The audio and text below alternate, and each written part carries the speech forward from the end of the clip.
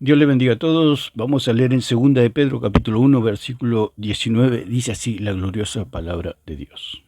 Tenemos también la palabra profética más segura, a la cual hacéis bien en estar atentos, como una antorcha que alumbra en lugar oscuro hasta que el día esclarezca y el lucero de la mañana salga en vuestros corazones. Entendiendo primero esto, que ninguna profecía de la Escritura es de interpretación privada, porque nunca la profecía fue traída por voluntad humana, sino que los santos hombres de Dios hablaron siendo inspirados por el Espíritu Santo. Vamos a tocar el punto, ¿quién interpreta las Escrituras? Entonces, se arman debates debido a esto, a la interpretación de las Escrituras. Ahí radica todo, en los testigos. Es como en un juicio donde todos dependemos, todos dependen, el juez, los acusados, etcétera. Dependen de los testigos, de la palabra de los testigos. Y eso es lo que vamos a explicar en este video. La confusión que hay en el catolicismo y en todas las sectas, por supuesto.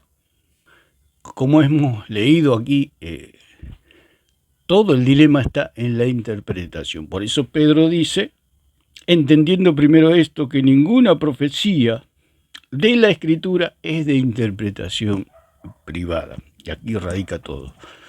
Toda la médula de lo que es una doctrina verdadera o una doctrina falsa. Entendiendo primero esto, que ninguna profecía de la Escritura, o sea, que es lo que interpretaban los apóstoles, eran las profecías de la Escritura.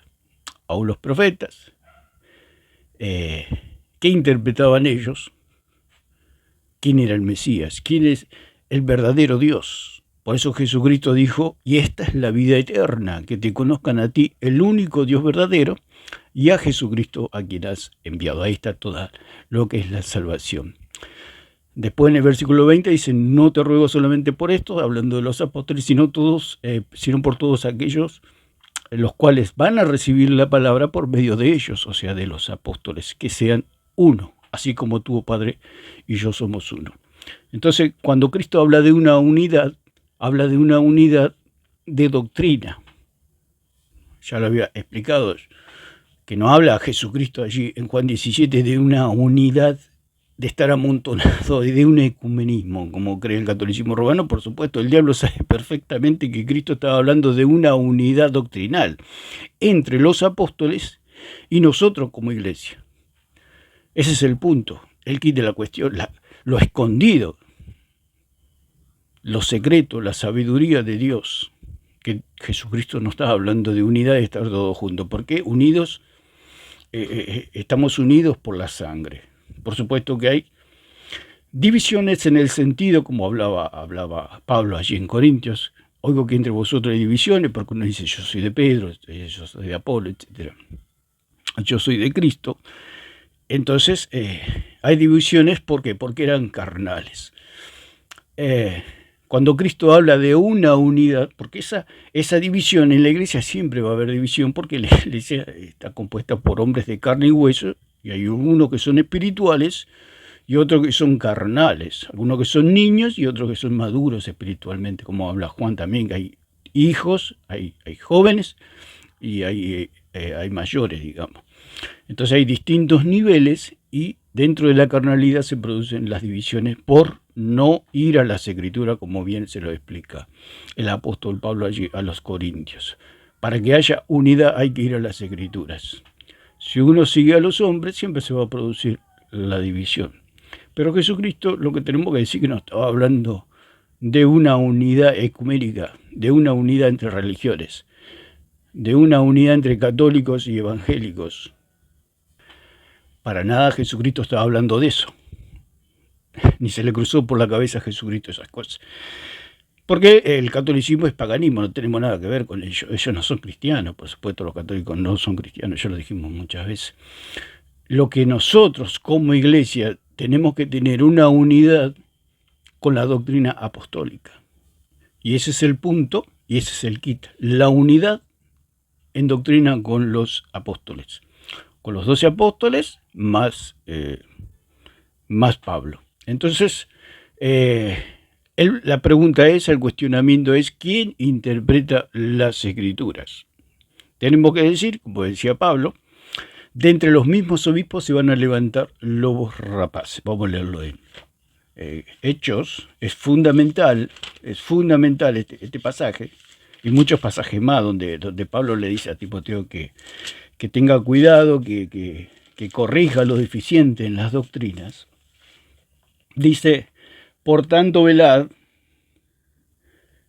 Perdón, el versículo 29 dice, porque yo sé que después de mi partida, o sea, después de la ausencia de Pablo, del apóstol, entrarán en medio de vosotros lobos rapaces, que no perdonarán al rebaño. ¿A quién le está hablando Pablo allí? A los obispos, o sea, a los cuidadores, a los capataces, se puede decir, a los vedores, aquellos que están velando por el rebaño. Entonces le habla a ellos, a los obispos. Los obispos, de los obispos salen los lobos rapaces. Entonces, ¿qué estaba queriendo decir Pablo? Que aparte de la palabra apostólica no hay nada. Digamos, si los obispos tenían que hablar algo, eran lo que había enseñado Pablo, no se podían salir de Pablo. Entonces, el mismo Pablo dice que en la iglesia, o sea, la iglesia quedaba a cargo de los obispos, pero estos obispos podían ser lobos rapaces. Entonces no hay ninguna garantía en los obispos. Por supuesto que había obispos buenos, obispos que predicaban la palabra conforme a lo que había enseñado Pablo, pero había obispos malos, lobos rapaces. Dice el versículo 30, dice, de vosotros mismos se levantarán hombres que hablen cosas perversas para arrastrar tras sí a los discípulos. Entonces, ahí nos está dando la pauta que la iglesia es absolutamente falible. La iglesia puede agarrar para cualquier lado, digamos, ¿sí? Como dice que arrastra a los discípulos tras sí. O sea, los discípulos se van tras estos líderes, estos lobos rapaces, salido ¿de dónde? ¿De los apóstoles? No, salido de los obispos. Y ese es el punto. Cuando escuchamos a los apologetas católicos, están, por supuesto, están totalmente equivocados, porque ellos apelan a un obispado, y encima este obispado a los que ellos apelan, en los que ellos se apoyan, precisamente son lobos rapaces. Ni siquiera son buenos obispos, porque todo lo que enseñan esta gente, tanto los padres de la mentira, como dicen ellos, los padres del infierno, como los concilios, todo eso se lo inventaron ellos. ¿Para qué? Para imponer su doctrina, para imponer su paganismo, para imponer su idolatría. Ellos toman y se apoyan no en las enseñanzas de Pablo, sino en las enseñanzas de estos obispos, que no son otra cosa que lobos rapaces. Lo dijo el mismo Pablo, porque yo sé que después de mi partida entrarán en medio de vosotros lobos rapaces. Entonces, ¿qué quiere decir? Que los obispos y en la iglesia no hay ninguna garantía. Por eso la iglesia verdadera es solo escritura. ¿Por qué? Porque en la iglesia y en el obispado, o en los veedores, pastores, pueden ser evangelistas o maestros. No hablemos del catolicismo, porque ellos son de punta a punta, son lobos rapaces. Lo que queremos decir es que la iglesia siempre se tiene que apoyar en lo que enseñó Pablo, en lo que enseñaron los apóstoles. Ahí está el punto, ahí está la cuestión. Porque dice que después de mi partida, dice Pablo, porque yo sé que después de mi partida entrarán en medio de vosotros lobos rapaces. Mientras estaba Pablo, los lobos rapaces no tenían arte ni parte. Pero cuando en la ausencia de Pablo, ¿quiénes aparecieron? Los lobos rapaces. Si el mismo Pablo reprendió a un grandísimo, a un titán, a un gigante como Pedro, usted imagínese lo que debe ser haber estado frente a Pablo, haber estado frente a ese gigante, a ese apóstol del Señor que fue al tercer cielo, habló con el Señor Jesucristo cara a cara, escuchó palabras inefables que no le es dado al hombre conocer. Usted imagínese, entonces los lobos estaban quietos, digamos. Quizá habría lobos, pero nadie se atrevía a decir ni a, porque estaba el apóstol Pablo. Si Pablo reprendió a Pedro delante de todos en Antioquía, usted imagínese lo que era Pablo. Era una topadora, digamos, en doctrina. Porque él tenía la sana doctrina, porque se lo dice al mismo Pedro. Aún Pedro, siendo un apóstol, cayó en error, como en tantos errores que cometió Pedro. Pero cuando habla allí en Gálatas, donde Pedro enseñaba a judaizar. Entonces, el mismísimo Pedro, que estuvo con Cristo 3 años, lo vio resucitado a Cristo, etc. Sabemos todo lo que vivió Pedro. Un grandísimo apóstol, y sin embargo Pablo lo tuvo que corregir. Es allí donde habla el mismísimo apóstol Pablo, que allí en Corintios 3, que dice que la doctrina va a ser probada por fuego. Y Pedro vivió en carne propia esos versículos de Pablo, donde decía que cada uno de los que predicamos la palabra, los que predican o los que predicaron en ese momento la palabra, iban a ser probados por fuego. Y esa experiencia la tuvo Pedro. Porque Pedro, al enseñar a judaizar, como dice la misma palabra, como lo testifica el mismo Pablo, que dice que él comía con los gentiles, pero cuando venían los judíos se retraía por miedo a los de Jacob, estaba enseñando a judaizar. Entonces tuvo que ser reprendido por Pablo, y es allí donde Pedro experimentó lo que es el fuego, que su doctrina, su enseñanza, sus actos, porque se enseña también con el ejemplo, porque los católicos dicen, no enseñó, se enseña con el ejemplo.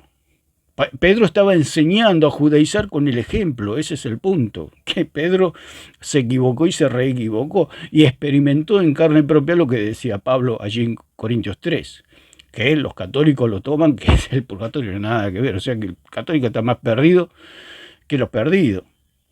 Allí está hablando de que lo que predican los maestros de la palabra, los pastores, los evangelistas, va a ser probado porque por la palabra, por la doctrina.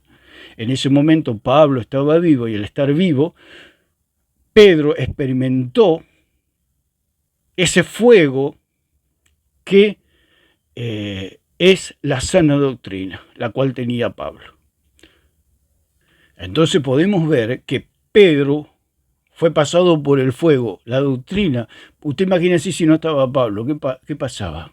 Pedro seguía en esa equivocación, en esa hipocresía, en esa falsedad. Estaba enseñando algo erróneo. Lo que los católicos no quieren reconocer, que Pedro estaba enseñando algo erróneo. Su papa estaba enseñando algo erróneo. Y es lo que sucede ahora.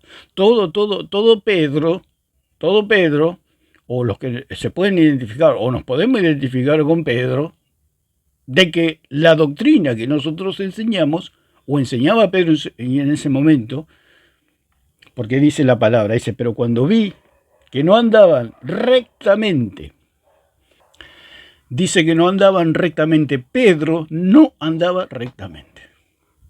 Aunque le duele a los católicos, Pedro no andaba rectamente. Pedro andaba por malos caminos. Por caminos de que por medio de su hipocresía y su mal ejemplo estaba enseñando a judaizar. Como que no le había caído la ficha, que no eran necesarias las obras, o los ritos, o las ceremonias. Y él tenía problema también, o era muy judío, Pedro, que no comía alimentos, no comía cerdo, no comían todos los animales que estaban allí en Levítico 11. Él era judío, o sea que estaban en un proceso de transición entre la iglesia, pasar de ser judía al gentilicio, digamos, de la salvación que le llegó a los judíos, tenía que pasar a los gentiles. Entonces Pablo era el hombre que hacía pasar por el fuego, y hace pasar por el fuego por medio de las escrituras a todo predicador de la palabra. Entonces tenemos que decir que Pablo le dijo, pero cuando vi que no andaban rectamente conforme a la verdad del Evangelio. Pedro no andaba rectamente conforme a la verdad del Evangelio. Tenemos que decirlo, Pedro andaba mal. y tuvo que pasar por el fuego del Evangelio de Pablo. Y ahí eso es lo que explica allí en Corintios 3, que todos los predicadores, todos los que enseñan la palabra de Dios, desde el nacimiento de la iglesia hasta los últimos días, serán probados por el fuego de la sana doctrina. Entonces Pedro, siendo un gigante, siendo un apóstol que escuchó la palabra de Cristo, lo abrazó a Cristo, sintió el calor de Cristo, como dice Juan, nosotros palpamos, nosotros vimos, nosotros contemplamos al verbo de vida. Pedro, experimentando todo eso, estaba enseñando falsa doctrina y estaba enseñando, como dice allí en Gálatas, que le extrañaba, dice, estoy maravillado de que tan pronto os hayáis alejado del que os llamó por la gracia de Cristo para seguir un evangelio diferente. Pedro estaba enseñando un evangelio diferente porque hace toda una introducción, Pablo, para desembocar en Pedro, para decir que siendo Pedro quien era Pedro, se podía equivocar. Entonces queremos decir con todo esto que si se podía equivocar Pedro, usted imagínese si se podía equivocar Pedro, ¿cuánto más un obispo? Por eso el señor Ariz, el señor, toda esta caterva de idólatras y ciegos, guías de ciegos, dicen que es infalible su ministerio, apoyado ni siquiera en Pedro, porque está apoyado en los obispos, y los obispos entre ellos se reunieron, dicen ellos, y eligieron un papa, eligieron un líder por su cuenta. ¿Y eso qué son? Lobos rapaces. A los verdaderos obispos, a aquellos que siguen las escrituras, jamás se le hubiera cruzado por la cabeza elegir un papa. ¿Quiénes eligen los papas? Los obispos. ¿Pero esos obispos qué son? Lobos rapaces. Porque Cristo mandó específicamente que no va a haber papado, porque el mayor será el menor, dijo el Señor. Y el que quiera los primeros lugares tendrá que ser el siervo de todo. ¿Qué quiso decir? Que no hay jerarquías en la iglesia. Entonces, lo que queremos decir es que si se podía equivocar Pedro como lo corrigió Pablo, porque está claro en las Escrituras que Pedro tuvo que ser corregido. Al ser corregido, ¿qué significa? Que los obispos pueden agarrar para cualquier lado. Y no solamente eso, sino ser olímpicamente lobos rapaces. Entonces, en estos lobos rapaces se apoya el señor Ariza, que tanto habla de la tradición y todo eso. La tradición está en las Escrituras. Se murió el apóstol, se murió la tradición. Ya no hay, o sea, tradición es transmisión de dicción. ¿Por qué? Porque la palabra es abstracta. Si usted no la pasa, no la duplica, esa palabra se perdió, si se puede decir, se perdió la tradición. El punto es que Pablo no era ningún loco que escribía una cosa y enseñaba la Asunción de María por otro, o sea, oralmente, que es lo que dicen los católicos, que Pablo enseñaba una cosa en las Escrituras, pero verbalmente enseñaba el rosario, enseñaba que la hostia salva, enseñaba la Asunción de María, enseñaba esos disparates, esas herejías, esas blasfemias, esa doctrina del demonio. Dicen que Pablo enseñaba, que Pedro, que los apóstoles enseñaban todo eso. Esa es la tradición de ellos, por medio de los concilios. Los concilios, por supuesto, nadie los mandó a hacer concilio. ¿Quién los mandó a hacer concilio? Ellos toman Hechos 15, el concilio de Jerusalén, pero ¿quién hicieron ese concilio? Los apóstoles, los que tenían autoridad, no esta caterva de idólatras que nadie los conoce. A los padres del infierno nadie los conoce. ¿Por qué? Porque no lo vieron a Cristo resucitado. Lo dijo el mismo Pedro. Una de las características de un apóstol es que para testificar tenían que testificar precisamente eso, que Cristo había resucitado. Porque si no, no habría resurrección de los muertos, nadie tendría esperanza. Si Cristo no hubiera resucitado, no habría esperanza para nadie. Entonces ellos tenían que testificar al Cristo resucitado. Hasta Pablo lo vio resucitado a Cristo cuando fue el tercer cielo. Se lo profetizó Ananías. De la boca de Jesucristo, del Señor, vas a escuchar todas las instrucciones, el Evangelio, que vas a tener que hablar entre los gentiles. Entonces dice que Pablo fue tomado, como dice allí en Corintios 12, hasta el tercer cielo, hasta el paraíso, para que Cristo, ver al Cristo resucitado.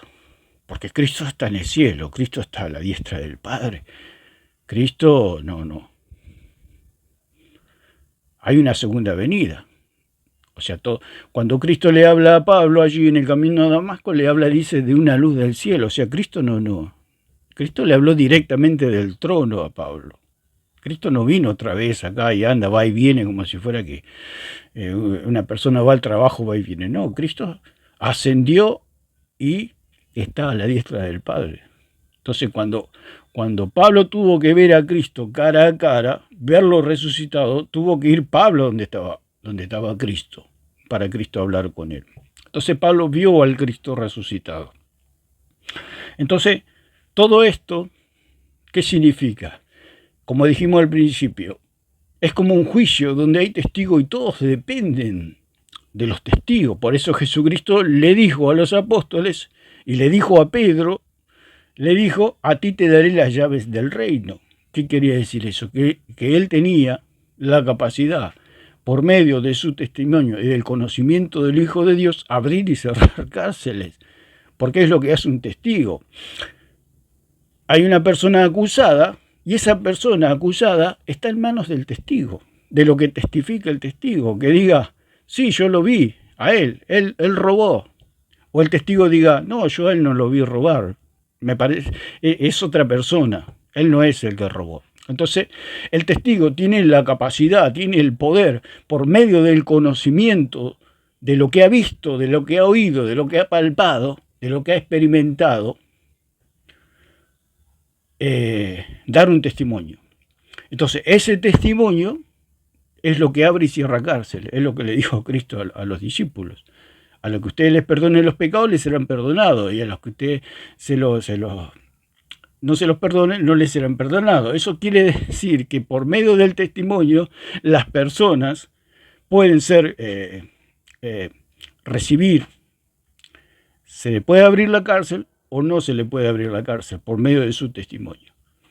Esa es la llave, el testimonio. ¿Qué es el testimonio? El conocimiento del Hijo de Dios, como dice en 11:52 de Lucas.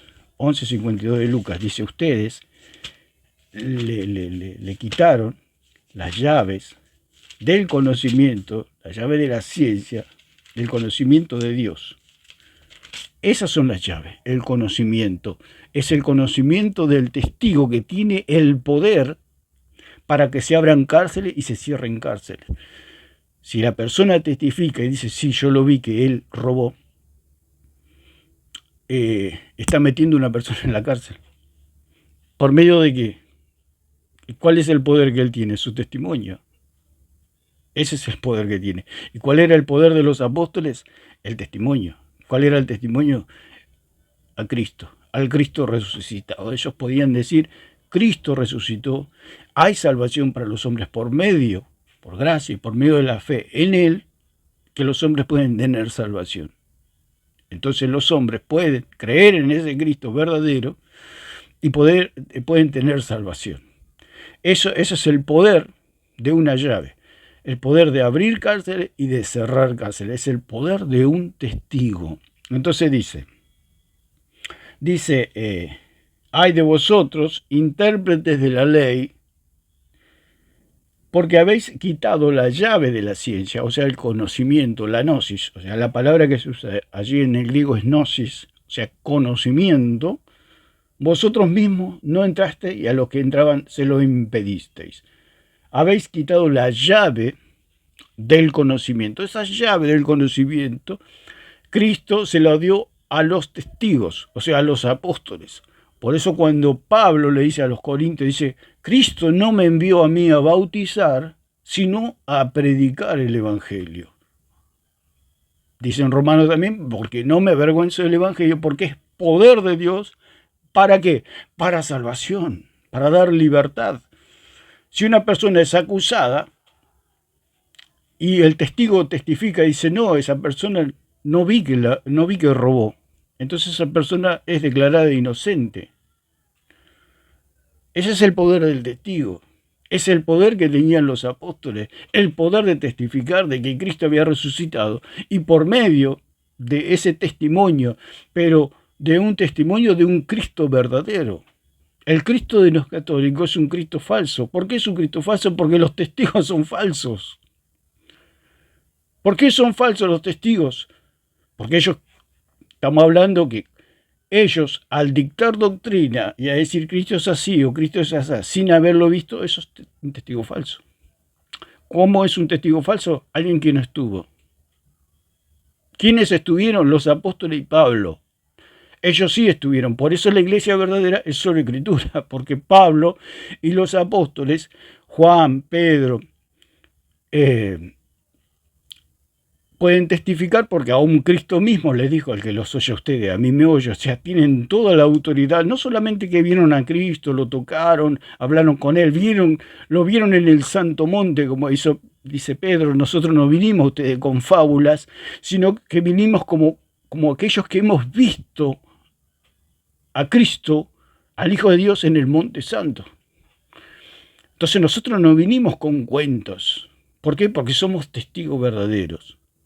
Si hay un testigo verdadero, ese testigo verdadero estuvo en el lugar de los hechos y puede testificar de algo que vio, que oyó, que contempló, que tocó, y puede decir: esto es así, esto es así y esto es así. Puede testificar y tiene un testimonio verdadero. En cambio, los padres del infierno, los padres de la mentira, los concilios, no lo vieron a Cristo. No lo vieron a Cristo. Esa gente eran filósofos, no eran cristianos. Ellos filosofaban sobre Cristo. Es como que yo me pongo a filosofar de una persona que nunca vi ni conozco, que escuché por ahí. Puede haber cualquier caso. Un famoso, pongamos Messi. ¿Yo qué puedo hablar por Messi? No puedo decir nada, no puedo testificar porque no lo conozco, no sé cómo es a la hora que se levanta, si es alto, si es bajo, no puedo testificar de él. En cambio, quizás su esposa, su familia, pueden testificar de quién es Messi. ¿Por qué? Porque lo ven, lo contemplan. Yo lo he visto por televisión, no puedo decir nada de él, porque si alguien me dice cómo es Messi, por ejemplo, para poner un ejemplo así para que podamos entender, yo no puedo decir nada porque no lo conozco, nunca estuve con él, no sé, no lo conozco. Y más en aquellos tiempos, porque Cristo estuvo en el pueblo de Israel, estuvo con los apóstoles, y Cristo mismo le decía: no le digan a nadie que yo soy el Mesías. O sea que había algo velado, hasta que Cristo no murió y no resucitó, absolutamente nadie sabía que él era el Mesías, digamos, el Mesías, estaba como escondido allí. Si él estaba escondido en medio de su pueblo, en medio de sus hermanos, en medio de los judíos, porque Cristo mismo dice en 4:22 de Juan que la salvación viene de los judíos, ¿cuánto más los gentiles van a saber de Cristo? Por eso filosofaban, y como yo me puedo poner a filosofar de Messi, y a decir: sí, Messi se levanta a las 7 de la mañana, toma el desayuno, se toma un café con leche con media luna, etc. Luego va al supermercado, después se va a entrenar, etc. ¿Qué estoy haciendo yo? Estoy filosofando, estoy como inventando algo que nunca vi. Y eso es lo que hacían los padres de la mentira, en los concilios. Inventaban, filosofaban. Se inventaron un Cristo propio, un Cristo histórico. Por eso ellos apelan al Cristo histórico, porque el Cristo histórico es falso. El Cristo verdadero es el Cristo de los apóstoles. ¿Y los apóstoles dónde están? Los apóstoles están muertos. Al estar muertos, solamente tenemos los escritos, solamente allí tenemos el testimonio del verdadero Jesucristo. Por eso, los que interpretan a Cristo, los que interpretan las profecías, los que interpretan son los apóstoles. Los apóstoles. Lo interpretaron los profetas. ¿Quién era? Dios.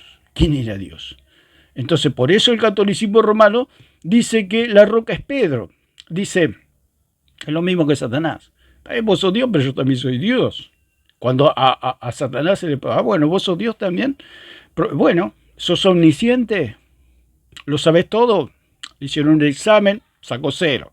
Sos omnipresente, estás en todo lugar al mismo tiempo, le hicieron un examen 0. Sos omnipotente, tenés todo poder, un examen 0. Por eso fue echado. Satanás del cielo, porque se atribuyó a sí mismo la categoría de Dios. Y eso es lo que hacen los padres de la mentira, que ellos llaman los padres de la iglesia, que no son otra cosa que falsos testigos. ¿Por qué? Porque no lo conocieron a Cristo. No quieren depender de las Escrituras. Por eso se inventaron otro Cristo. Por eso el señor Ugariza miente. El señor Alarcón miente, el señor Plasencia miente, toda esta gente miente. ¿Por qué? Porque ellos se apoyan en mentirosos. Se apoyan en gente que no estuvo con Cristo. Si yo quiero conocer a Cristo, tengo que ir a los apóstoles, a aquellos que estuvieron con Cristo, a los testigos. Si usted quiere saber cómo, hablando otra vez de la ilustración de Messi, si usted quiere saber cómo es Messi, tendría que ir factiblemente más a la esposa de él, o a los hijos, pero más a la esposa, en este caso. Entonces ella le va a testificar y le va a decir cómo es Messi exactamente. Que es una testigo verdadera, porque ella lo puede tocar, lo puede ver, conoce el tono de su voz, conoce todo de él. Entonces, ¿qué es? Un testimonio verdadero. Pero si me dicen cómo es Messi, y yo puedo filosofar, puedo inventarme lo que yo quiera. Y eso es lo que hicieron los concilios, se inventaron lo que ellos quisieron. Es un verdadero desastre. Por eso la iglesia está como está, lleno de herejías, culpa de todos estos concilios, toda esta caterva de idólatras y filósofos que se inventaron un Cristo histórico, que es un Cristo falso, un Cristo que nos salva, un Cristo pecador. El Cristo de los católicos está muerto. El Cristo de los católicos está muerto. El Cristo de los católicos no resucitó, porque el Cristo de los católicos era un Cristo pecador, porque dice que nombró sacerdote. Y Cristo no era sacerdote, ni podía nombrar sacerdote, porque había un orden sacerdotal. Y así de los tantos pecados que tiene el Cristo católico. Al tener pecado, morir e ir al Hades, el Hades no lo iba a dejar salir a Cristo. ¿Por qué? Porque el poder de la muerte es el pecado. El aguijón de la muerte es el pecado, y el poder del pecado la ley. Entonces, al haber pecado, no puede salir. Por eso dice que Cristo va a prevalecer contra las puertas del Hades. No es la iglesia. Ahí cuando habla en 16, 18, no habla de la iglesia, que la iglesia va a prevalecer. Eso es una mentira del diablo. Esa mentira se la inventó Roma, de que la iglesia va a prevalecer. Pero la iglesia no fue al Hades a vencer a la muerte. El que fue a vencer a la muerte fue Cristo, o sea, la roca. Por eso dice que las puertas del Hades no van a prevalecer contra ella. Pero no está hablando de la iglesia, está hablando de la roca contra ella. Las puertas del Hades no van a prevalecer contra ella, porque el tema central es la Cristo. No era ni Pedro, ni la iglesia, ni todos esos inventos que se inventa el paganismo romano. La iglesia, el catolicismo romano nunca fue, no es, ni será nunca la iglesia, siempre será el paganismo enemiga de Cristo. Entonces el punto es la interpretación de la doctrina, o sea, el magisterio. ¿Cuál es el magisterio? El magisterio son los testigos, los que enseñan. Todos dependemos de ellos. Todos dependemos ¿de quién? De los apóstoles. Por eso el catolicismo romano enseña que hay interpretación privada si no nos atenemos a sus falsas doctrinas. ¿Por qué? Porque ellos se atribuyen las cualidades, las propiedades de un testigo verdadero. Es como que yo diga, como dijimos el ejemplo de Messi y su señora, para poner un ejemplo y lo podamos entender, ¿yo qué soy? Un testigo falso, porque no lo conozco a Messi. Messi está a miles de kilómetros de acá, de mi casa. En cambio, la esposa lo conoce. ¿Quién es el que tiene el testimonio verdadero? La esposa de Messi. Si a mí me llaman a testificar y yo digo que lo conozco a Messi, estoy mintiendo. Y es lo que hacían esta gente de los concilios, que decían que ellos conocían a Cristo, que podían testificar de Cristo, que eran los representantes de Cristo. Y otra cosa, Cristo no dejó a Pedro como apóstol. Cristo dejó al Espíritu Santo como sucesor, digamos, como sucesor de él, Dice, les voy a enviar al Espíritu Santo. No le dijo a los apóstoles, les voy a dejar a Pedro, les voy a dejar los concilios. No, les voy a dejar al Espíritu Santo. Él los va a guiar a toda la verdad. Le dijo a los apóstoles. No le dijo a los apóstoles, les dejó a Pedro para que Pedro los guíe. Pedro nunca fue el líder de los apóstoles. Y menos de Pablo, porque Pablo lo reprendió delante de todo y Pedro se pasó la vergüenza de su vida. Aún Pablo le dijo, con Cristo estoy juntamente crucificado, ya no vivo yo, mas Cristo vive en mí. Y todo lo que ahora vivo en la carne, lo vivo en la fe del Hijo de Dios, el cual me amó y se entregó a sí mismo por mí. Gálatas 2:20. Se pasó la vergüenza de su vida, Pedro. Pablo le dijo, vos tenés que estar crucificado, Pedro, sos un carnal. Eso es lo que le dijo Pablo a Pedro, sos un carnal. Vos tenés que estar como yo, crucificado juntamente con Cristo, ya no vivir más vos. Eso es lo que le dijo Pablo a Pedro.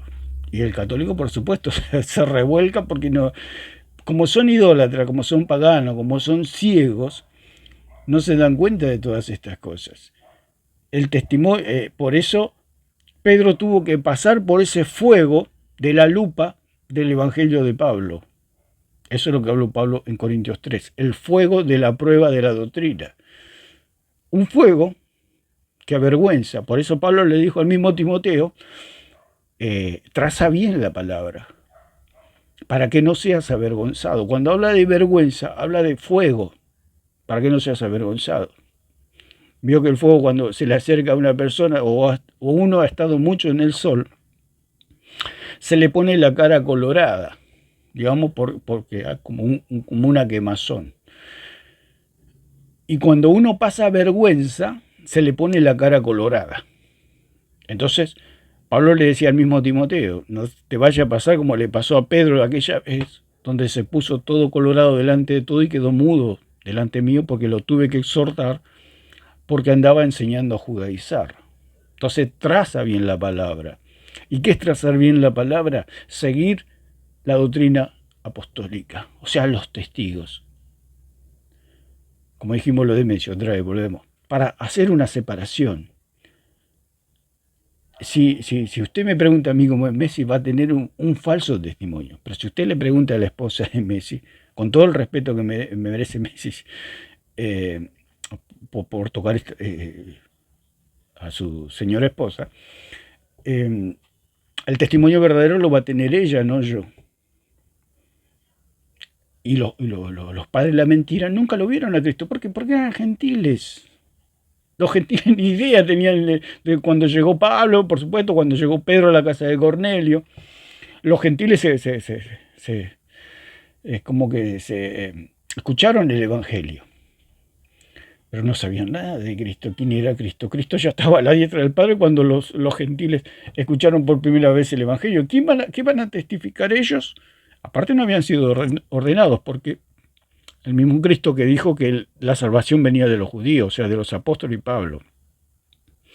Entonces, los judíos nunca vieron a Cristo, si se puede decir de alguna manera. O sea, es como en mi caso, yo nunca vi a Messi, ni lo vi pasar ni a kilómetros. Porque Messi aún creo que a los 12, 13 años ya se fue a España, no tengo ni idea. Ni idea. Y viajó por todo el mundo y nunca estuvo ni a 1000 kilómetros de mi persona. Entonces, ¿yo qué puedo decir de él? Por lo que vi por la televisión, por algunos rasgos. Y eso es lo que pasaba con esta gente, que eran testigos falsos. Si yo voy a testificar y me preguntan por Messi, y yo testifico, ¿qué soy? ¿Un testigo falso? ¿Por qué? Porque no lo conozco, no sé quién es. En el sentido de que no lo conozco. Y eso es lo que pasaba entre los apóstoles y los demás. Por eso Jesucristo dijo, no te ruego solamente por esto, sino por todos aquellos que han de creer en mí por medio de la palabra de ellos, en 17:20 de Juan. O sea que todos dependemos de un magisterio, y ese magisterio son los apóstoles. Fuera de ellos no hay nada. ¿Por qué? Porque ellos son los testigos. Entonces ellos son los que interpretaban. Por ejemplo, ¿cómo interpretó Pedro 16:18? Según los católicos dicen que, como dijimos anteriormente, que dicen los católicos que Cristo es la roca, pero Pedro también es la roca. Lo mismo, el mismo espíritu de Satanás. También vos sos Dios, pero yo también soy Dios. La Biblia es palabra de Dios, pero no es la única autoridad. O sea, es la autoridad, pero no es la única autoridad.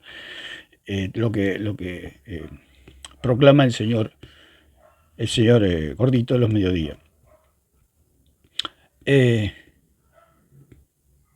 Está bien. Cristo es la roca, pero no es la única roca. Pedro también es la roca. Y ellos dicen que esa es una interpretación correcta. Entonces, el que no está de acuerdo con esa interpretación es interpretación privada, como lo que hablamos de Pedro. O sea que ellos se atribuyen el mote, o se atribuyen la propiedad, el derecho de ser testigo verdadero. Es como que yo me atribuyo el atributo o la propiedad de que conozco a Messi cuando no lo conozco a Messi. Y empiezo a inventar, a filosofar y a decir. Eso es lo que hicieron los padres de la mentira. Por eso son padres de la mentira. ¿Por qué son padres de la mentira? Porque no lo conocieron a Cristo. No lo conocieron a Cristo. Al no conocerlo a Cristo, están testificando de algo que no saben, no vieron, no escucharon, no palparon, no contemplaron. Por eso todo está en las Escrituras. ¿Por qué? Porque en las Escrituras están los apóstoles, en las Escrituras están los testigos. Entonces, ¿qué interpretó Pedro? Esto es lo que hay que ver. ¿Qué interpretó Pedro? No lo que interpretó fulanito, menganito o el verdulero de la esquina. Lo que hace el señor Ariza cuando hace sus exposiciones, da risa, ¿no? Porque Hugo da risa. Que él quiere estudiar medicina, como hablé en el otro video, con el verdulero de la esquina. O sea, no va a lo verdadero.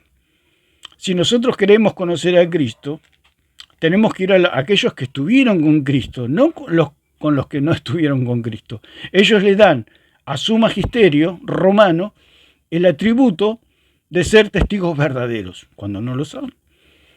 Porque los testigos verdaderos y los que tienen la autoridad, Cristo les dio la autoridad, diciéndoles: los que los oyen a ustedes, a mí me oye. Y en Mateo 10, Él los nombró, los ordenó y los puso como apóstoles, fue Cristo mismo. Por eso dice que Él mismo constituyó a unos apóstoles, a otros profetas, a otros evangelistas, a otros pastores y maestros. ¿Quién los constituyó? Dice que Él mismo lo constituyó. O sea, Cristo, ¿quién constituyó? A los apóstoles. Y se fue al cielo. Después los demás tomamos. Se puede decir que que un pastor es constituido por Dios, un maestro de la palabra es constituido de Dios simplemente por tomar de la enseñanza de los apóstoles. Por eso ellos son falsos. Ellos son falsos. Cristo estuvo hace 2000 años en la tierra. Nosotros no estuvimos, yo no estuve, yo nací 2000 años después. ¿Y cómo hago para ser un verdadero ministro de la palabra? Tomando de lo que enseñan los apóstoles, no puedo irme ni más ni menos, eso simplemente tengo que enseñar para ser un maestro verdadero. Ahora, si usted quiere ser un maestro falso, tome de testigos falsos. De testigos falsos. Ahí va a tener una doctrina falsa. ¿Por qué? Porque ellos no estuvieron en el lugar. No estuvieron en el lugar. ¿Y qué hacen? Inventan. ¿Por qué inventan? Porque no quieren ir a los testigos verdaderos. Si estos padres de la mentira fueran a los apóstoles, a los testigos verdaderos que están en las Escrituras, tendrían que tirar todo su catolicismo a la basura. Porque es todo falso, está todo mal eso. Está todo mal. Es como el señor Ariza es como una persona que trabaja en la oscuridad, martilla, serrucha, hace de todo, y cuando se prende la luz es un verdadero desastre todo eso. Lo que hace el señor Ariza es un verdadero desastre, puro palabrería, puro, ¿cómo es que se dice? Puro relleno, rellena.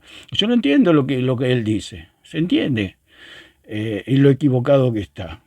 Que se apoya simplemente en testigos falsos, eso es todo. Ese es el problema que tiene, que es idólatra, que no le quiere creer a los apóstoles, que es un hombre deshonesto, que va por un camino torcido, que va por izquierda. No quiere creerle a los verdaderos testigos. ¿Por qué? Porque esos verdaderos testigos tienen al verdadero Dios. Por eso Cristo dijo, y esta es la vida eterna, que te conozcan a ti, el único Dios verdadero, y a Jesucristo a quien has enviado. O sea, tienen salvación todos aquellos que conocen al Cristo de los apóstoles, no al Cristo fuera de los apóstoles. ¿Por qué? Porque ellos dan la verdadera interpretación del verdadero Dios, el verdadero testimonio, el único y verdadero testimonio, que me da el único y verdadero testimonio, que me da a conocer al único y verdadero Dios. Por eso, en la boca de los apóstoles está el Cristo verdadero. Ahí está el verdadero testimonio. Es el testigo, el juicio, el testigo. Todos dependen de lo que diga el testigo para que se abran y se cierren las cárceles. Si el testigo dice él es culpable, yo lo vi que robó, esa persona va a la cárcel. Y si ese testigo dice no lo vi que robó, fue otra persona, esa persona queda libre, es inocente. Todo está en manos de los testigos. Nosotros, para conocer al Cristo verdadero, para saber quién es la roca, por ejemplo, porque podemos tocar la doctrina que usted quiera, ¿y a quién le vamos a preguntar por la doctrina? Por ejemplo, ¿quién es la roca? ¿Es Pedro o es Cristo? ¿A quién le vamos a preguntar? Vamos a preguntarle a Pedro, que estuvo en ese lugar. ¿Qué piensa Pedro? Ese es el punto. No lo que piensa Clemente y toda esa caterva idólatra. No, lo que dijo Pedro. ¿Por qué? Porque él estuvo en el lugar. ¿Y qué dice Pedro? No, yo soy la roca. Iglesia, yo soy la roca. Cristo es la roca, pero yo también soy la roca. Pedro nunca dijo eso. Jamás. Jamás. Dice, podemos leer Hechos 4:11. Dice la gloriosa palabra de Dios. 4:11 dice, lo que dice Pedro, nosotros tenemos que preguntarle a los apóstoles, ellos son los que interpretan, ellos son los que dicen quién es el que vino hace 2000 años, murió en la cruz y resucitó. Ellos son, no los concilios, no el catolicismo romano, no las sectas, no los padres del infierno. Pedro estuvo ahí, Cristo habló con Pedro, cara a cara. Entonces, preguntémosle a Pedro. Es lo mismo que pasó con Abraham y el rico. Abraham le dijo, porque el rico le decía que envíe a alguien a salvar a su familia para que no vengan a este lugar de tormento. Y Abraham le dice, a Moisés tienen, a los profetas tienen, a ellos, óiganlos a ellos. Pero si Moisés estaba muerto, remuerto, los profetas estaban muertos, remuertos, ¿cómo le va a preguntarlo? Es una locura lo que decía Abraham allí en el Hades. Por medio de las Escrituras. O sea, si yo le digo, si usted quiere conocer la verdadera doctrina, vaya y pregúntele a Pedro, pero usted me va a decir, pero si Pedro se murió hace 2000 años, ¿cómo hago para preguntarle? Las Escrituras. Por eso la iglesia verdadera es solo Escritura, porque allí están los testigos. ¿A quién le voy a preguntar? ¿A estos idólatras, a estos filósofos, a estos paganos, a estos herejes, a estos blasfemos de los padres de la iglesia, de los concilios, que dice que Cristo tenía dos voluntades? ¿Cómo una persona va a tener dos voluntades? Por más Cristo vino completo a la tierra. Cristo tenía su voluntad. Una persona no puede tener dos voluntades, porque las naturalezas no tienen voluntades. Las personas tienen voluntad. Entonces, están interpretando. Es lo mismo que Jerónimo, que se extirpó los miembros, porque Cristo dijo que si alguien toca algo indebido o mira algo indebido, se tenía que cortar la mano o sacarse los ojos. Y como Jerónimo era tentado, como cualquier persona que es de carne y hueso tiene tentaciones, y bueno, no tuvo mejor idea que interpretar literalmente lo que Cristo dijo, que se corte la mano, se saque el ojo, y él se extirpó los miembros. Entonces, ¿qué hizo Jerónimo? Una mala interpretación, como todo el catolicismo romano que interpreta mal las Escrituras. ¿Por qué? Porque no van a los testigos. El juez, cuando está allí en un juicio, ¿a quién le va a preguntar? Al portero de la universidad. ¿A quién le va a preguntar? ¿Al kiosquero de la esquina? No, le va a preguntar al testigo. Nosotros, si queremos conocer la verdad, tenemos que ir al testigo. Y Pedro era un testigo. Los apóstoles eran testigos. Por eso Jesucristo dijo, y me seréis testigos en Jerusalén, en Samaria, en Judea, hasta lo último de la tierra, cuando venga el Espíritu Santo sobre ustedes. Vendrá el poder de Dios sobre ustedes y van a testificar de que yo soy el Salvador del mundo, que resucité. Y por medio de esa obra redentora, todos los hombres que crean en mí, o sea, en Jesucristo, tendrán salvación. ¿Qué tenían que hacer los apóstoles? Testificar. ¿Quién más? ¿A quién más Jesucristo le dio ese atributo, esa propiedad, esa autoridad, ese poder? A los apóstoles, a nadie más. Por eso todos nosotros, fuera de los apóstoles, somos la iglesia. Dentro de la iglesia están los obispos, o sea, los cuidadores, como ahí explica Pablo en Hechos 20. Están los cuidadores, los episcopos. Pero ellos no lo vieron a Cristo resucitado.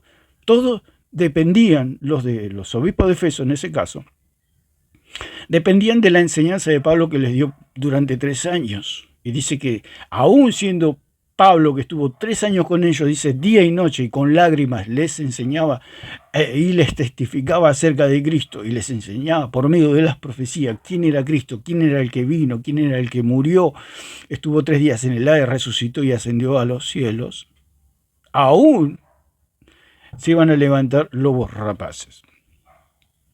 Entonces, Pedro dice,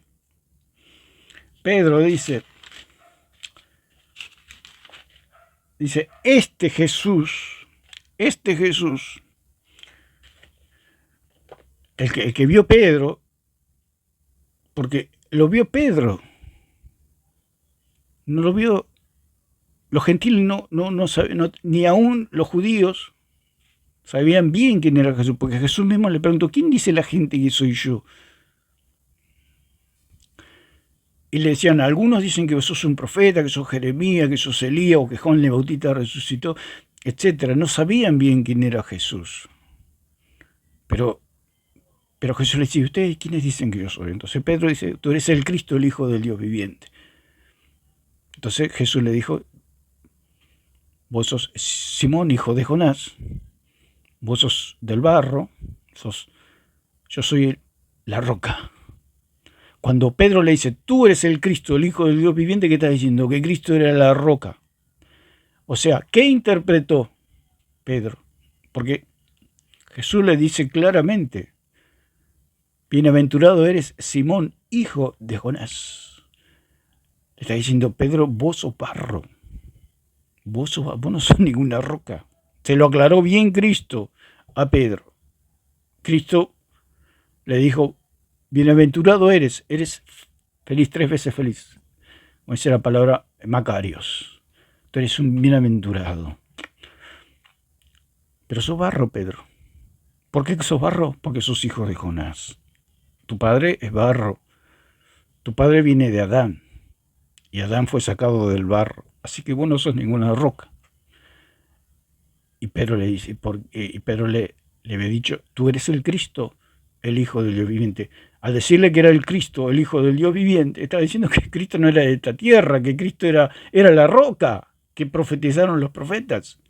Entonces nosotros, ¿a quién le tenemos que preguntar quién es la roca? A Pedro. Se lo podemos preguntar a Pablo, se lo podemos preguntar a Juan, se lo podemos preguntar a Jacob, a Moisés, a David, a los salmistas, etc., a Isaías. ¿Quién era Cristo? La roca, la piedra angular, la piedra aprobada, la piedra estable, la piedra que salva.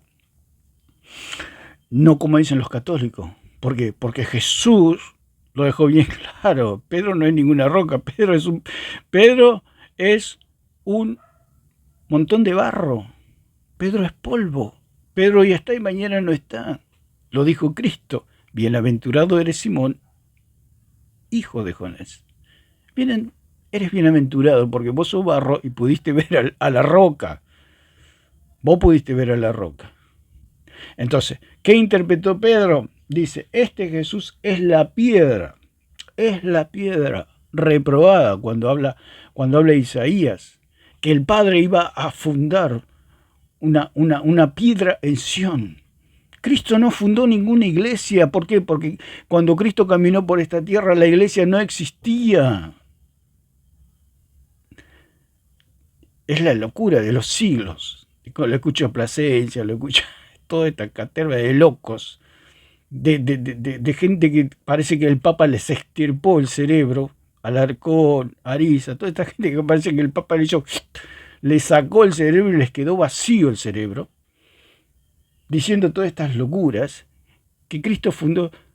Empiezan con esta pregunta. Es la bandera de la estupidez humana. Cristo fundó una iglesia y arranca. Cristo no fundó nada porque la iglesia no existía. Es como que usted dice, yo tengo auto pero no lo pagué al auto. ¿Y cómo que tenés un auto? Y sí, tengo un auto. Esa es la locura. Hasta que usted no pague el auto, usted no tiene ningún auto. Eso vive en su sueño, vive en su imaginación. Y eso es lo que dice el catolicismo romano. Que la iglesia existía. Que Cristo los mandó, dice como dice el señor Plasencia, me causa tanta gracia este hombre. Está tan mal esta gente. Que Cristo, o sea, el señor Plasencia siempre dice que el que no hace diferencia confunde, y el que confunde es él. Él es el que mezcla el magisterio con la iglesia. Cristo le habló a su pueblo, Cristo le habló a los apóstoles, pero Cristo nunca le habló a la iglesia, porque cuando bajó el Espíritu Santo y se inauguró la iglesia, se puede decir de alguna manera, cuando el Espíritu Santo vino sobre los 120, recién nació la iglesia, se puede decir, o sea, ahí estuvo la iglesia. O sea, uno veía a los 120, veía la iglesia, por supuesto, la iglesia visible, la iglesia verdadera. Como dice, me causa gracia el señor Alarcón cuando hace la pregunta. Y el pueblo de Dios está tan... Por eso necesitamos estudiar las Escrituras. Porque el señor Alarcón me causa mucha gracia. Dice, ¿quién fue la primera cristiana? Dice María. ¿Cómo María va a ser la primera cristiana si no había nuevo nacimiento, no había Espíritu Santo, no había nada? ¿Cómo va a ser la primera cristiana? Ni los apóstoles eran los primeros cristianos. Los primeros cristianos fueron allí en Pentecostés.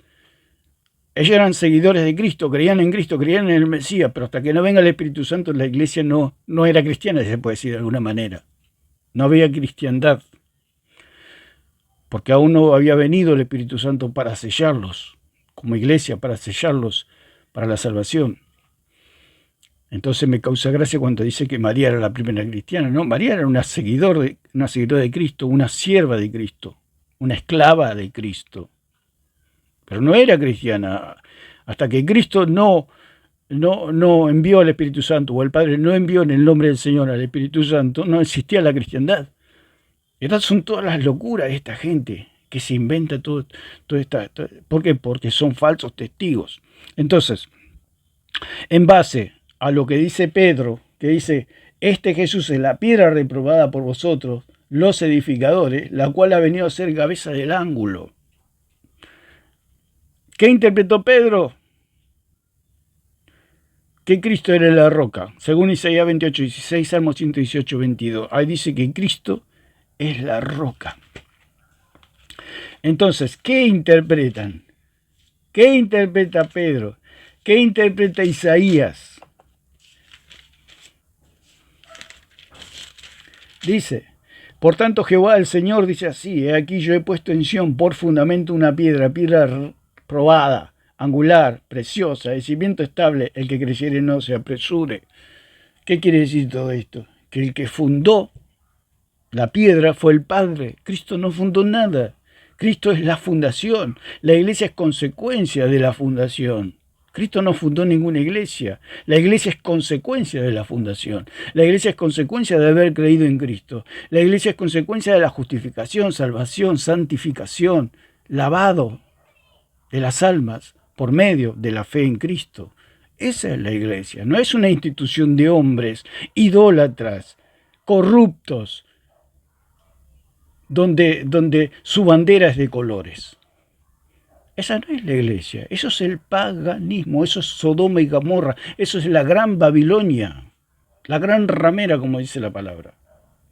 La iglesia verdadera es la que cree en Cristo. La consecuencia de haber creído en Cristo es la iglesia. Y ahí está la iglesia. En la época de Cristo no existía la iglesia. Cuando se apoyan así, que cuando hay algún problema dice que vayan a la iglesia, Cristo le dice que vaya a la iglesia. Es la palabra eclesia, por supuesto, en griego, que era, eclesia significa asamblea, o sea, reunirse, congregación, etc. O sea, los reunidos, los salidos afuera, los llamados a reunirse, la iglesia. Y los judíos tenían su iglesia, por supuesto, tenían sus reuniones, sus asambleas, su congregación, se congregaban, hablaban, charlaban, hablaban de las cosas de Dios, pero eran judíos, no existía la iglesia. Por eso señor Preciso me causa gracia, porque lo que él dice es para él. Porque el que no sabe diferenciar o el que no distingue confunde, y él confunde todo, hace una mezcla, hacen una ensalada de cosas que, por supuesto, como son sofistas, se llevan cada paliza, se llevan cada refutada, tremenda, pero como están ciegos, siguen con su ceguera. Uno diría, a veces se pondría a conversar con ellos y son de piedra, son personas. Por eso dice la misma palabra, que los idólatras son como sus ídolos. Tienen oído y no oyen, tienen ojos y no ven, tienen pies pero no caminan. Tanto Plasencia, Alarcón, Ariza, son como estatuas. Son como sus propios ídolos. No. Por más que uno le hable, lo siente a charlar, no recapacitan. ¿Por qué? Porque son idólatras. Al ser idólatras no comprenden que los que interpretan las escrituras son los apóstoles, los mismos profetas. Acá Isaías dice que el Señor va a fundar una piedra y esa piedra es Jesucristo. Jesucristo vino, es la fundación del Padre, es la roca del Padre, es la piedra estable, la piedra probada, la piedra angular que el Padre fundó en Sión, en Jerusalén. Y de ahí al mundo viene la salvación. Entonces, ¿quién interpreta? Pedro, porque el mismo Pedro toma de este pasaje de Isaías y del Salmo 118, 22. Y Pablo también dice en 10:4 de Corintios que Cristo es la roca. Cristo era la roca, dice. Entonces, ¿cómo lo interpreta Pedro? Tomamos una doctrina, podemos tomar cualquier doctrina, a ver cómo la interpretan ellos. Porque ellos son los intérpretes, y los intérpretes están en las escrituras. Me causa gracia el señor Ariza porque él pone ejemplos y ejemplos que lo refutan solo. Me causa muchísima gracia. Cuando puso el ejemplo en la mano, dice, la iglesia católica describe la mano, dice, que la mano es profunda, dice. Es profunda, describe que la mano tiene dos tipos de piel, como es médico, puede hablar de esas cosas, que tiene tendones, etc. La Iglesia Católica explica todas esas profundidades. El punto es que la Iglesia Católica nunca vio la mano. Los padres de la Iglesia nunca vieron la mano, los padres de la mentira del infierno nunca vieron la mano, los concilios nunca vieron la mano. Ellos quieren explicar algo que no vieron y explican una mano que tiene 6 dedos, por ejemplo, como hablé en ese video, hablando de un sacerdocio que no existe en las escrituras. O sea, hay 5 ministerios, te puede decir, apóstoles, profetas, evangelistas, pastores y maestros, punto, son 5. Pongamos 5 en la mano. Y el catolicismo romano quiere explicar la mano, pero la mano del católico tiene 6 dedos. Tiene el ministerio sacerdotal que perdona pecado, o ministerial que perdona pecado. ¿Qué me está explicando? Que su mano tiene 6 dedos. Entonces, ¿qué quiere decir? Que no vieron nunca la mano. Que explican lo que explica. Ellos no lo vieron. Es lo mismo que yo me quiera esforzar por decir cómo es Messi. Yo no sé cómo es Messi. Pregúntenle a su señora esposa cómo es Messi. A ella les va a decir exactamente cómo es Messi. Y si nosotros queremos saber cómo es Cristo, tenemos que ir a los apóstoles, no fuera de los apóstoles. Entonces, señora Lisa, me da gracia porque da ejemplos que solo se refutan. Me hace acordar esos a esos maestros que quería que el alumno apruebe, le hacía la pregunta, ¿no? Acá San Martín es el héroe nacional de Argentina. Y estaba la broma, estaba el chiste de decir, ¿de qué color era el caballo blanco de San Martín? O sea, en la misma pregunta le está dando la respuesta. Y el señor Ariza, que es el señor da risa, él hace la pregunta y él mismo en la pregunta da la respuesta. Lo mismo que el agua, dice, tomó una botellita de agua el señor Ariza y dice que fuera, hablando de que fuera de la Biblia hay palabra de Dios, y pone la botellita y dice, en esta botellita hay agua. ¿Puede haber agua afuera de esta botella? Bueno, el hermano que está ahí le respondió que sí, por supuesto. No entendía bien el asunto. Pero se está respondiendo solo. Si el agua está dentro de la botella, ¿dónde está? Si él dice que hay agua fuera de la botella, o sea, la botella simboliza la escritura. O sea, ellos dicen, no pueden encapsular la verdad o a Dios o el magisterio en la Biblia. No la pueden meter dentro de la Biblia, lo que dicen ellos. Que fuera de la Biblia hay palabra de Dios. O sea, por medio de los concilios, por medio de los padres de la mentira, etc. Que hay palabra de Dios. Entonces el Señor dice, hace ese ejemplo de la botella con agua y dice, la botella simboliza la palabra de Dios el agua, simboliza la palabra de Dios y la botella es como fuera la Biblia, la que contiene, digamos. Dice, ¿puede haber agua fuera de la botella? Por supuesto que no. Si hay agua, no es el agua que está dentro de la botella. Porque si esa agua es la palabra de Dios, es un agua que viene del cielo, no hay más agua que esa agua. Si él dice que hay más agua, es porque se la está imaginando él, porque él pone el mismo ejemplo, pone la botella ahí adelante de la cámara. Dice, ¿puede haber más agua? Y cualquier persona, hasta un niño, dice, no puede haber más agua porque el agua está dentro de la botella. Pero él dice, sí puede haber más agua. ¿Y dónde está? Miramos para todos lados y no. ¿Dónde está el agua? No hay agua. ¿Dónde vive esa agua? En su imaginación. Porque todos estamos viendo una botella con agua. Y fuera de esa botella no hay agua. Pero él dice que hay agua. ¿Dónde está esa agua? Porque si esa agua es la palabra de Dios, es un agua celestial. Un agua que viene del cielo. Si él dice que hay más agua, la tiene que sacar de la canilla. Y esa agua es agua común. No es un agua divina. Si ellos dicen que en la Biblia está la palabra de Dios, o sea, el agua divina, otra agua es un agua terrenal. Por eso Pablo dijo que habían creído en un evangelio diferente. Cuando habla de diferente, un evangelio terrenal, animal y diabólico, como dice Santiago. Un evangelio de esta tierra. Un evangelio que es la salvación, es un Cristo inventado, un Cristo pecador, un Cristo que está muerto. Esa es el agua que dice él, que es igual al agua que está dentro de la botella. Pero esa agua está en su imaginación, porque no, si uno ve el video, como el señor Ariza, dice que hay agua donde no hay agua. Nadie ve más agua.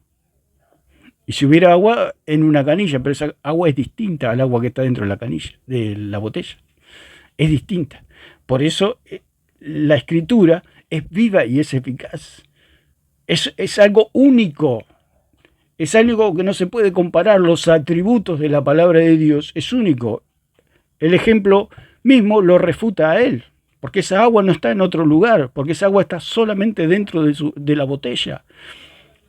La palabra de Dios, la tradición de Dios, por eso dice Dios, habiendo hablado muchas veces y de muchas maneras en otro tiempo a los padres, por los profetas, en estos postreros días nos ha hablado por el Hijo. Dios habló por los profetas, Dios habló por el Hijo, no hay más agua. No hay más agua. Si Él dice que hay más agua, que hay más palabras, está en su imaginación idolátrica, nada más.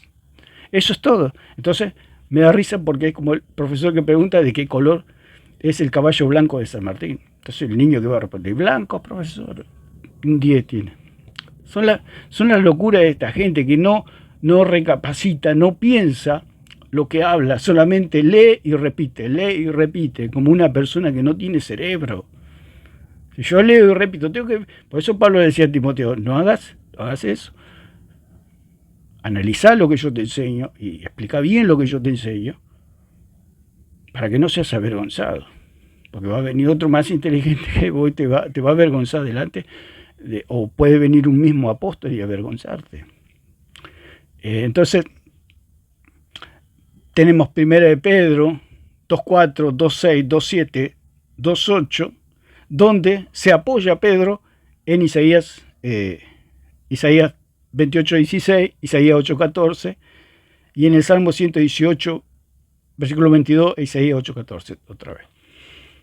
O sea, Pedro se estaba apoyando en las profecías. Por eso Pablo le dijo que el evangelio que yo les predico está conforme a las profecías, como dice allí en 1 Corintios 15, conforme a las profecías. O sea, toda la interpretación está en las escrituras, no está fuera de las escrituras.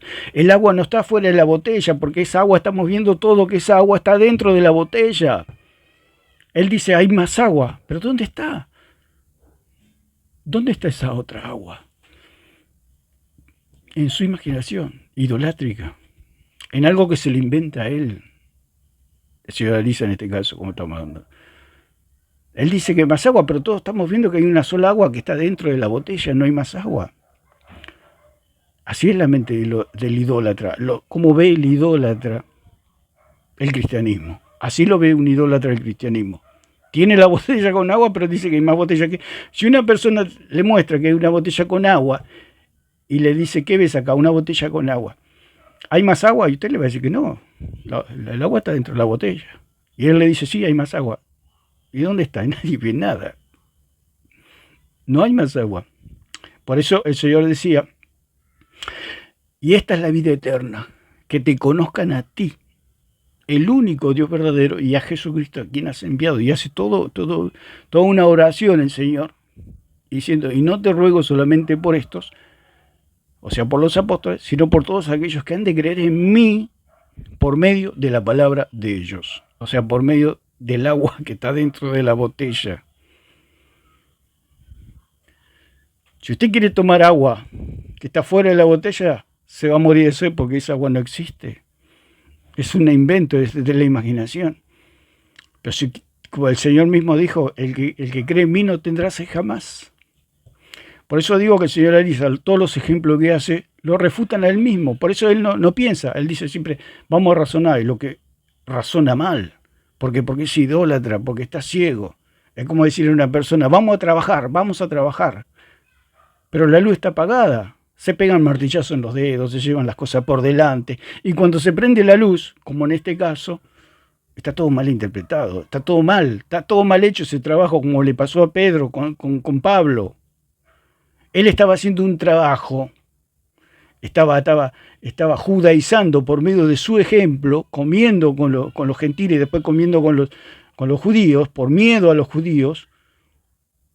Cuando se prendió la luz, cuando Pablo habló, se prendió la luz y el trabajo de Pedro estaba mal hecho y fue corregido. Entonces, ¿qué queremos decir? Que si un apóstol pudo ser corregido por el mismísimo apóstol Pablo, ¿qué quiere decir? ¿Qué queda para los obispos? Porque Pedro era un gigante, un hombre de Dios grandísimo, y sin embargo tuvo que ser corregido. Entonces eso nos da la pauta de que la Iglesia, si no se atiene al testimonio apostólico, está lleno de herejías. Entonces nosotros no podemos apoyarnos y decir, ellos son los testigos verdaderos, porque no son los obispos. La Iglesia puede testificar del poder de Dios, pero no del Cristo verdadero en el sentido de que lo tocaron, lo palparon, los que tocaron y palparon a Cristo, y pueden decir, ¿quién es el Cristo verdadero? Son los apóstoles. Por eso Juan dijo, el que nos oye a nosotros es de Dios, y el que no nos oye no es de Dios. Lo dijo Juan. ¿Dónde está Juan? Está muerto. ¿Dónde está Pablo, Pedro, los apóstoles? Están todos muertos. ¿Dónde está Cristo? Está a la diestra del Padre. ¿Y cómo vamos a apelar? Lo dijo Abraham, a Moisés tienen, a los profetas tienen, óiganlos a ellos. ¿Qué nos dice el Señor? Dice en el mismo, ya con esto concluimos, Juan 15, 20, 26. Juan 15, 26, 27. Dice así la palabra de Dios. ¿A quién tenemos que ir nosotros? ¿A quién tenemos que ir nosotros? Dice,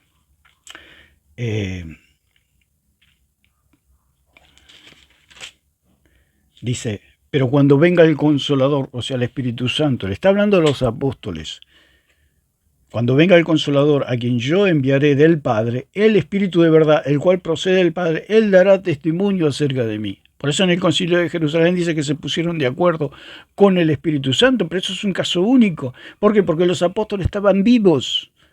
Si el Señor Jesús prometió una iluminación, una guía, una asistencia a los apóstoles, nosotros tenemos la unción del Santo, tenemos la iluminación del Espíritu Santo. ¿Para qué?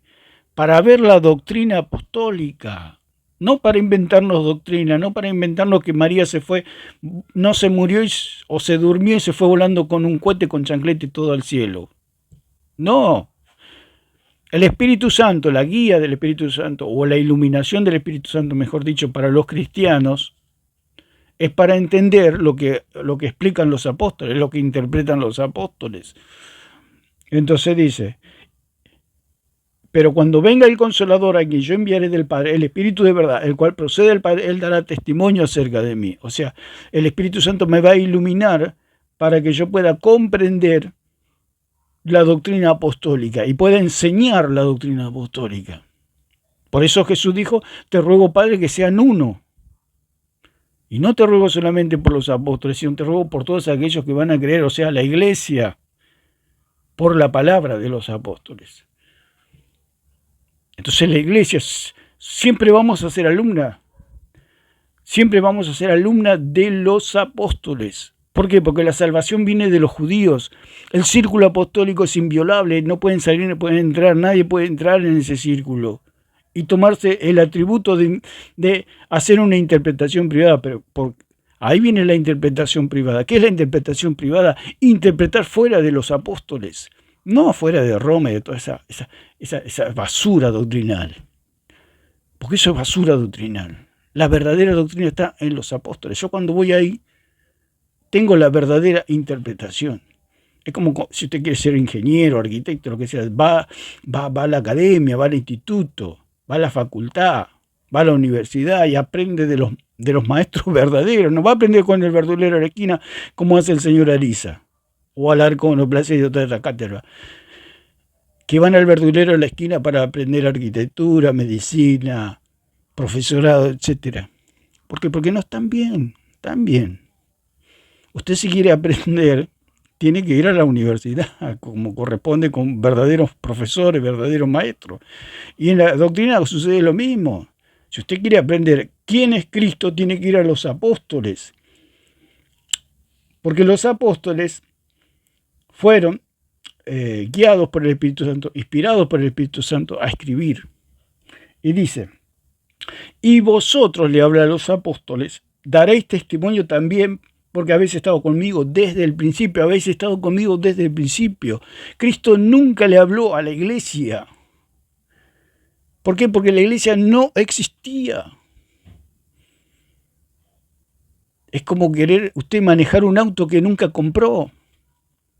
Hasta que usted no pague, usted no tiene ningún auto o ninguna casa, no tiene nada. Cristo no tenía iglesia, Cristo tenía a los apóstoles, 12 seguidores de él, que él los constituyó apóstoles, sus testigos que iban a dar testimonio junto con el Espíritu Santo de quién era él. Pero como el catolicismo es la mentira, el catolicismo es la mentira. Ellos mezclan y dicen que estas palabras son para la iglesia. O sea, cuando ellos dicen que esa palabra es para la iglesia, se la agarran toda para ellos. Dicen, nosotros tenemos la verdad. No, la verdad la tienen los apóstoles. Por eso la iglesia es columna y baluarte de la verdad. La iglesia defiende la verdad apostólica. Nosotros nos agarramos de la verdad apostólica. La iglesia no es la verdad. Lo dijo Juan. Nosotros tenemos el testimonio. Juan 2.2. Segunda de Juan 2. Nosotros tenemos el testimonio. Porque nosotros somos los testigos. Nosotros tenemos la verdad. Es como un testigo, como lo hablé muchas veces. Un testigo puede decir sin el menor temor, yo tengo la verdad. Si alguien vio algo, palpó, tocó, contempló, oyó, tranquilamente puedo decir. Si yo vi algo, contemplé, vi, toqué, oí, yo puedo decir tranquilamente, yo tengo la verdad. ¿Quién dijo eso? Juan. Nosotros tenemos la verdad. Entonces, si ellos tienen la verdad y la iglesia defiende esa verdad apostólica, ¿a dónde tengo que ir yo? A las escrituras. Por eso la iglesia verdadera es la escritura, porque ahí están los verdaderos intérpretes. Si usted quiere saber quién es la roca, si usted quiere saber si María era la madre, digamos, que le dio la sustancia a Cristo, si usted quiere saber si la hostia salva, ¿a quién le tiene que preguntar? A los apóstoles. Y ya podemos tocar todas estas doctrinas que pensaban, que interpretaban y que escribieron los apóstoles con respecto a todas las doctrinas. Y ahí vamos a encontrar la verdadera interpretación. La interpretación no está en una denominación. La interpretación está en los apóstoles. Ellos son los verdaderos intérpretes. Y los apóstoles nunca hablaron de una María que voló como un cohete, de una hostia que salva, de un purgatorio, de todas estas blasfemias, de un bautismo que el agua tiene el poder para quitar el pecado. Todas estas blasfemias nunca la enseñaron los apóstoles. Si usted quiere conocer un hecho, tiene que ir al testigo. Va un juez, todos vamos a los testigos para saber la verdad. Lo dijo Juan, nosotros tenemos la verdad. ¿Por qué? Porque nosotros contemplamos, vimos al verbo de vida, lo tocamos, hablamos con él, y nosotros los apóstoles, tenemos la verdad. Por eso Cristo le dijo, y así discípulos de las naciones, y el catolicismo, hermano, se agarra esa palabra y dice, a nosotros nos dijo que hagamos discípulos de las naciones. No, Cristo nunca le habló ni al catolicismo ni a la iglesia, Cristo le habló a sus apóstoles. A los apóstoles le dijo, id y haced discípulos a todas las naciones. Pero si ellos iban a morir por medio de las escrituras. Por eso el mundo es discípulo de Dios, de Cristo, por medio de los apóstoles. Y como los apóstoles están muertos, tenemos que ir todo a las escrituras. Por eso la iglesia verdadera es solo escritura. ¿Por qué? Porque el magisterio y los testigos están en las escrituras. Y los demás, como expliqué, que hay un magisterio vivo, si se puede decir, o sea, de carne y hueso, los que estamos, los contemporáneos. ¿De dónde tomamos toda la enseñanza magisterial? De los apóstoles. Si yo no enseño lo que enseñan los apóstoles, estoy enseñando algo falso. Para decir un ministro es un verdadero ministro de Cristo, enseña lo que enseñó Pablo, lo que enseñó Pedro, una verdadera interpretación. Por eso todo esto requiere tiempo, requiere un pulimiento, no es de un día para el otro. Es como ser ingeniero, maestro, profesor, médico, lo que usted quiera saber, abogado. No es de un día para otro que dice, bueno, quiero ser médico y ya al otro día ya es médico. No, lleva un tiempo de estudio, un tiempo de disciplina para poder usted ser médico, abogado, maestro, profesor, arquitecto, lo que usted quiera hacer. Y con las escrituras es algo similar. Usted tiene que meterse lo que enseñaban los apóstoles y va a encontrar la verdadera interpretación de las doctrinas. Bueno, lo vamos a ir dejando por acá por el momento y vamos a seguir explicando quién interpreta las escrituras de los distintos temas. Que Dios le bendiga.